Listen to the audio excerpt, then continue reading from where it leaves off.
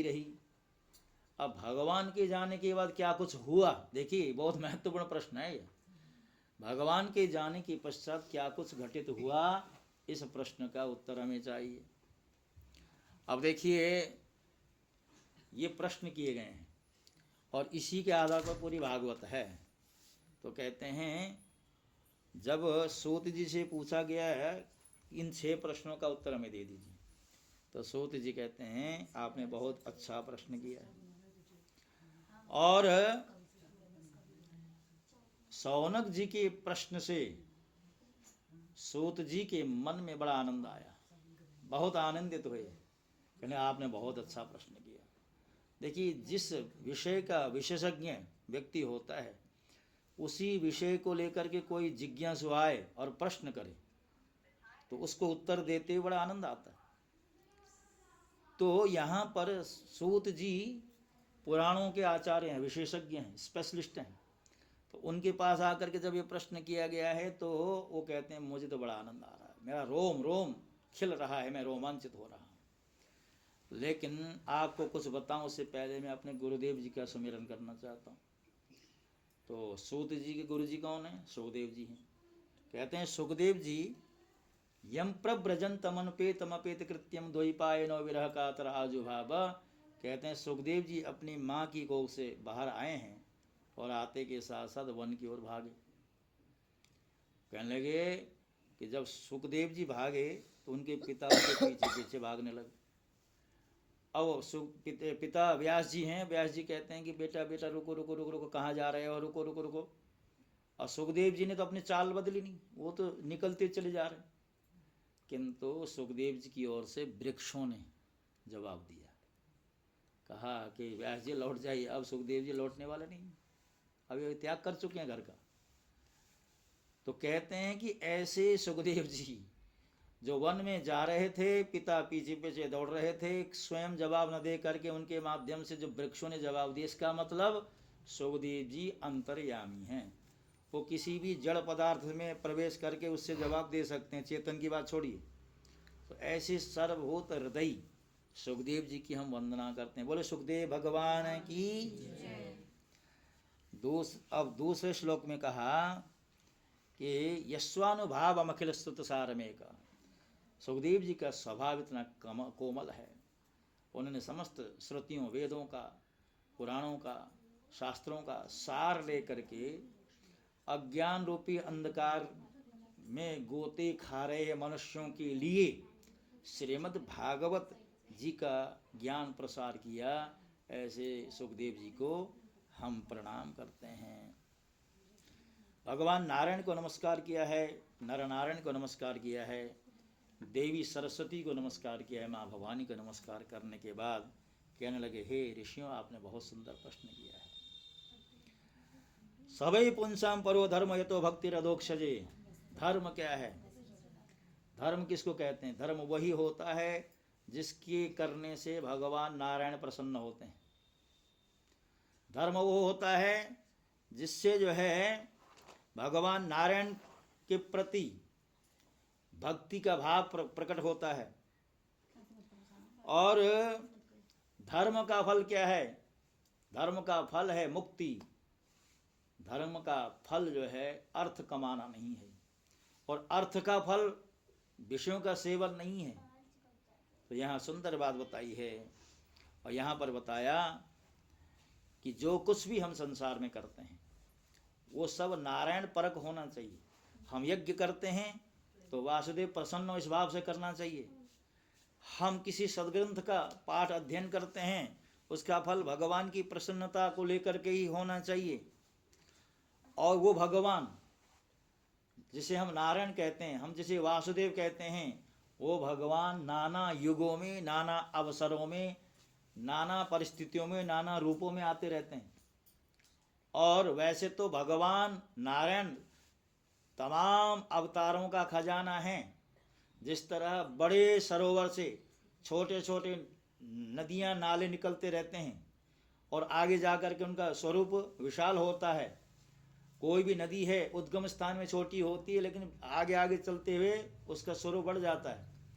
तो उसी तरह जिस तरह विशाल सरोवर से छोटे छोटे नाले, छोटी छोटी नदियाँ निकलती हैं, वैसे ही भगवान तो अवतारों का खजाना है और उनसे समय समय में अलग अलग स्वरूप में अवतार निकलते ही रहते हैं। तो श्रीमद् भागवत के अंदर विशेषतः यहाँ 24 अवतारों की चर्चा की गई है। तो कहते हैं कि अब जब ब्रह्मा जी को दुनिया बनानी थी तो ब्रह्मा जी को समझ में आ नहीं रहा था कैसे सृष्टि का विस्तार करूं। अब बाकियों की सृष्टि हो गई थी, पशुओं की सृष्टि हो गई थी, और ये जो जड़ वस्तुएं हैं जैसे पृथ्वी है, जल है, और ये वृक्ष लताएं, ये सब की सृष्टि कर लेने के पश्चात जब मनुष्य सृष्टि आरंभ होनी थी तो ब्रह्मा जी को कुछ समझ में आ नहीं रहा था। तो भगवान नारायण ने सोचा हमें ब्रह्मा जी की सृष्टि में सहयोग करना चाहिए। तो स्वयं भगवान ब्रह्मा जी के 4 पुत्रों के रूप में आ गए। कौन कौन आए? सनक, सनंदन, सनातन और संत कुमार के रूप में आए। तो ये पहला अवतार हुआ उनका 24 में से। और दूसरे अवतार में भगवान वराह रूप में आए। पृथ्वी का उद्धार करना था, जल में डूबी हुई थी, तो कौन उद्धार करे? तो पृथ्वी का उद्धार करने के लिए भगवान वराह के रूप में आए। और तीसरा जो अवतार भगवान का है, नारद जी के रूप में। नारद शब्द का अर्थ होता है नारम ज्ञानम ददाती थी नारद, अर्थात जो ज्ञान देता है उसको नारद कहते हैं। और वैसे नारद जी को लेकर के लोगों के मन में थोड़ा सा अश्रद्धा का भाव भी रहता है। नारद जी जो इधर की मतलब चुगलखोर के रूप में नारद जी को देखते हैं, ऐसा नहीं है। नारद जी ज्ञान के दाता हैं। तो इस तरह जो है तीसरा अवतार जो है नारद जी के रूप में हुआ। चौथा अवतार नर नारायण, नर नारायण के रूप में जो बद्रिकाश्रम में तपस्या करते हैं और तपस्या की मर्यादा को स्थापित करने के लिए इस धरती पर नर नारायण का अवतार हुआ है। पांचवा अवतार कपिल रूप में हुआ है। आगे कथा है कि देवभूति माता के पुत्र बन करके नारायण ही आते हैं। बोले कपिल भगवान की। छठे अवतार में दत्तात्रेय बन के आते हैं। सातवें अवतार में यज्ञ रूप में आते हैं। आठवें अवतार में ऋषभ रूप में आते हैं। नवे अवतार में पृथु के रूप में आते हैं। तो बेन का अत्याचार बढ़ने लगा, ऋषियों ने होंकार से बेन को मार दिया। अब बेन के मरने के बाद कोई राजा बचा नहीं, अराजकता का भय उपस्थित हुआ। तो उसकी मृत शरीर को मथने के बाद जो है पृथु महाराज का जन्म हुआ, जो भगवान नारायण के अवतार थे। तो नवा अवतार पृथु का था और 10वां अवतार जो है भगवान का मत्स्य अवतार हुआ है। मछली के रूप में आए। आगे कथा है कि सत्य व्रत राजा को ज्ञान का उपदेश करते हैं। और 11वें अवतार में कछुआ का रूप भगवान को लेना पड़ा। क्यों? क्योंकि समुद्र मंथन हो रहा था, तो मंदराचल पर्वत का संतुलन डगमगाने लगा। तो फिर क्या करते? भगवान ने कहा चिंता मत करो। तो विशाल कच्छप का रूप धारण करके उसके नीचे जा करके विराजमान हो गए। और कच्छप का जो पीठ का हिस्सा होता है बहुत ही सख्त होता है। तो उस सख्त हिस्से में जब पर्वत टिका तो फिर वो मथने में आसान हुआ। तो 12वां जो अवतार हुआ धन्वंतरी के रूप में आया है। तो धन्वंतरी जब समुद्र मंथन का कार्य संपन्न हुआ तो उसका जो तत्व है क्या था? वो अमृत प्रकट करने का लक्ष्य था। तो अमृत लेकर के धन्वंतरी ही आए थे। 13वां अवतार मोहिनी का है और 14वां अवतार नरसिंह अवतार। अपने भक्त प्रहलाद की रक्षा करने के लिए उनको नरसिंह रूप लेना पड़ा, क्योंकि हिरण्यकशिपु ने ऐसा विचित्र वरदान मांगा था। वो कहता था न मनुष्य के हाथ में मरो, न पशु के हाथ मरो, न दिन में मरो, न रात में मरो, न शस्त्र से मरो, अस्त्र से मरो, न 12 महीनों में से किसी महीने में मरो, न जल में मरो, न स्थल में मरो, न आकाश में मरो। तो विचित्र सा वरदान था। तो उस वरदान को धता बताने के लिए भगवान ने नरसिंह का रूप, न मनुष्य था न पशु था। और ये जो अधिक मास आता है ना, कभी कभी 3 साल में एक बार आता है, तो अधिक मास के समय भगवान ने मारा, क्योंकि 12 महीने का तो उसने वचन ले लिया था। और न दिन में मरो न रात में मरो, तो फिर उसको संध्या काल में मारा गया। और न अंदर मरो न बाहर मरो, घर की देहरी है वहाँ पे मारा गया। तो इस तरह जो है प्रहलाद की रक्षा के लिए भगवान आए।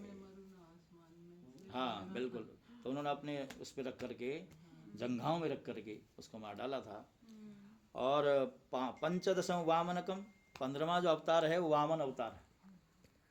वामन अवतार के रूप में जा करके राजा बलि के अहंकार को दूर किया। वो कहता था अरे तुम तो छोटे से हो और जैसी तुम्हारी आकृति वैसी तुम्हारी बुद्धि भी छोटी है, राजा के पास आए हो, मांगते क्या हो? 3 पग पृथ्वी।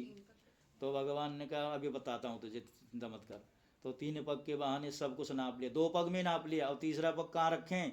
तो राजा बलि लज्जित हुआ है, अंत में अपना मस्तक दे दिएगा, इसी में रखी। और जैसे ही बलि ने अपना मस्तक आगे कर दिया, भगवान ने कहा बस मुझे यही चाहिए था। क्योंकि अहंकारी जो लोग होते हैं ना, वो जल्दी से अपना माथा झुकाते नहीं हैं। भगवान कहते हैं कि इनका माथा झुकाना है तो इनको दरिद्रता दो, गरीबी दे दो।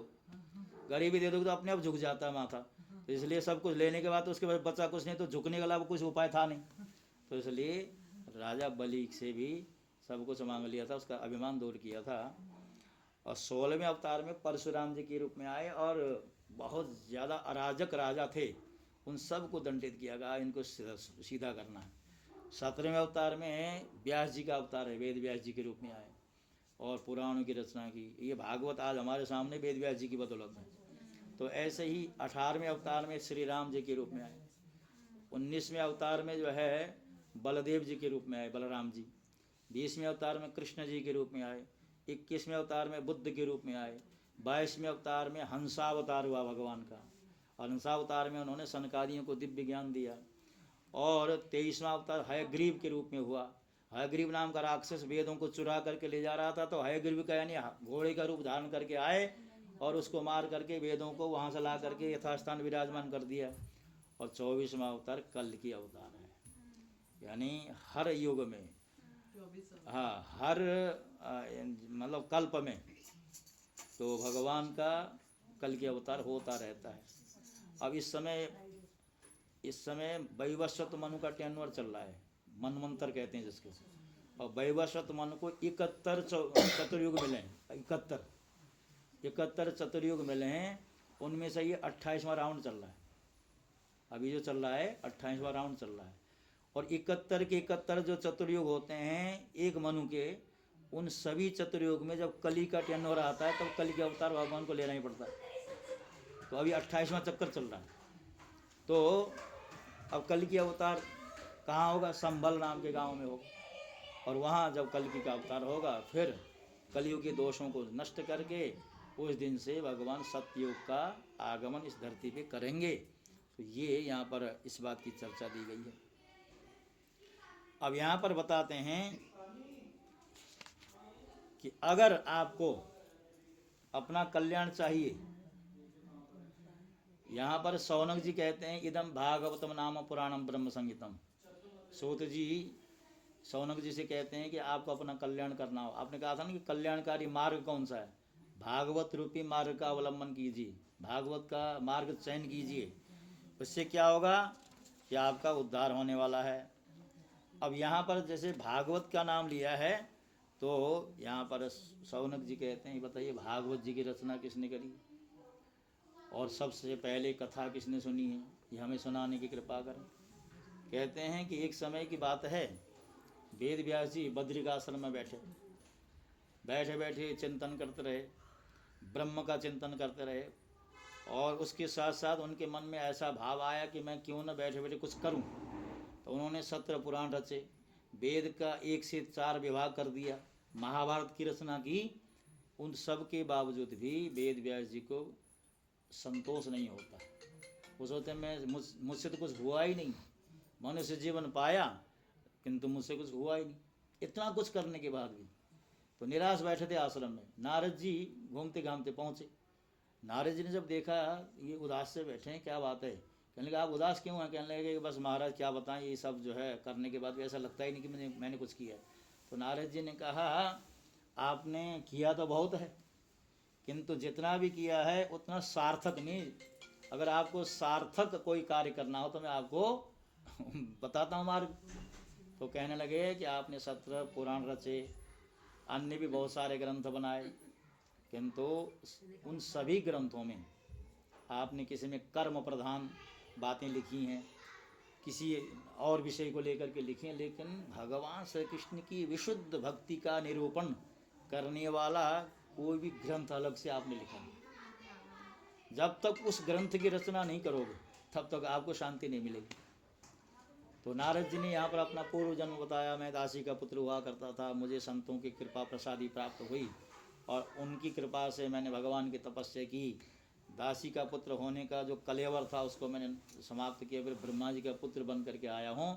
तो आज भगवान की ही द्वारा दी हुई जो वीणा है उसमें भगवान का ये नाम गाता हुआ धरती पर घूमता रहता हूँ। तो यहाँ से नारद जी के जाने के बाद वेद व्यास जी ने भागवत जी की रचना की और सर्वप्रथम उन्होंने अपने पुत्र को भागवत जी का अध्ययन कराया। अब यहाँ पर भागवत में प्रसंग नहीं है, अन्य ग्रंथों में ऐसा भी प्रसंग आता है। वेद व्यास जी ने भागवत की रचना की। अब सुखदेव जी तो जन्म के साथ साथ चले गए थे वन, और कैसे अपने पुत्र को भागवत दूं, या तो मुझे जाना पड़ेगा या पुत्र को बुलाना पड़ेगा। तो वेद व्यास जी ने सोचा कि कोई ऐसी तरकीब की जाए, उपाय किया जाए कि सुखदेव जी हमारे पास चले आएं।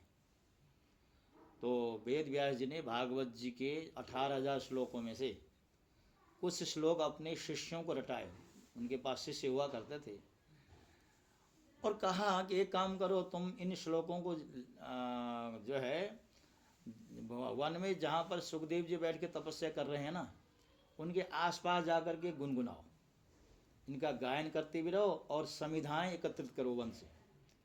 नित्य होम होता है हमारे यहाँ, तो हमें समिधा की आवश्यकता होती है, वन से लानी पड़ती है। तो एक काम करो कि तुम जा कर के सुखदेव जी के आसपास जा कर के बड़े उच्च स्वर में भागवत जी के इन श्लोकों का गायन करो। तो ऐसा ही हुआ, व्यास जी के शिष्य गए और जा कर के सुखदेव जी के आसपास जा कर के जब श्लोक गुनगुनाने लगे तो सुखदेव जी के कानों में ये श्लोक पड़े।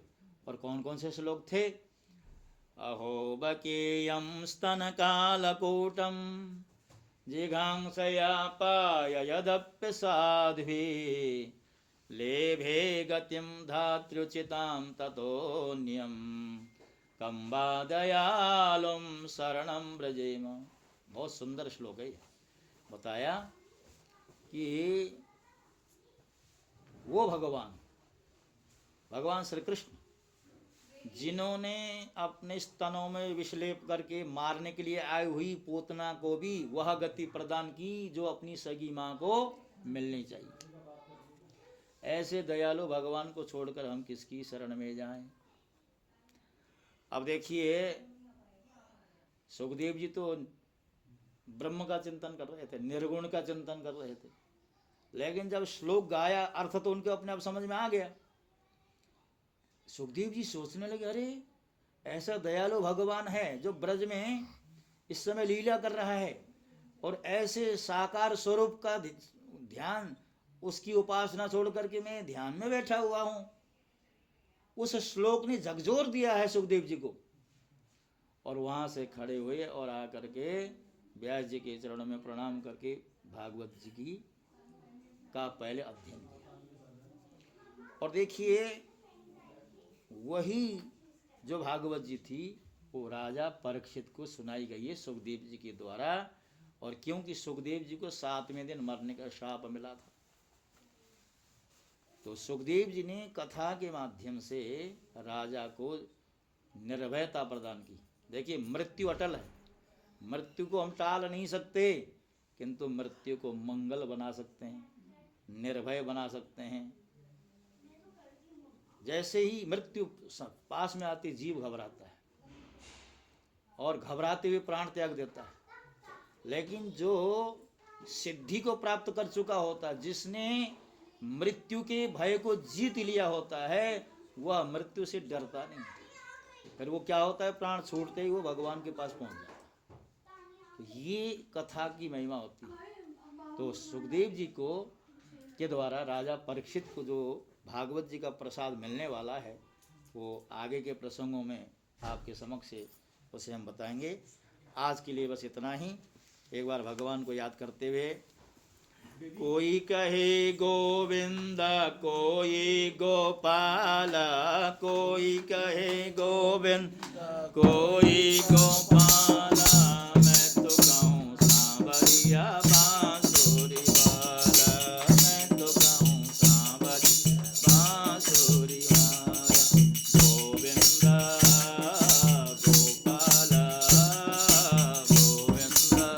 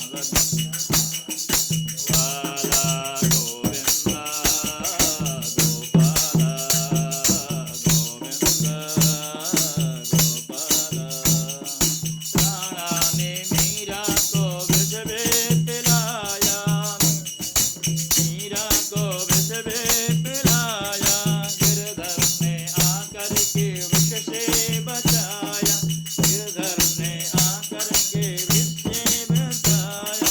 मीरा तो गाने लगे धन धन गोपाला, मीरा तो गाने लगे धन धन गोपाला। मैं तो कहूँ सांवरिया बांसुरी वाला, मैं तो कहूँ सांवरिया बांसुरी वाला।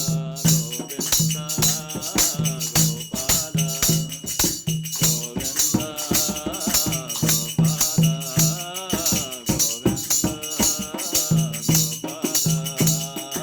गोविंदा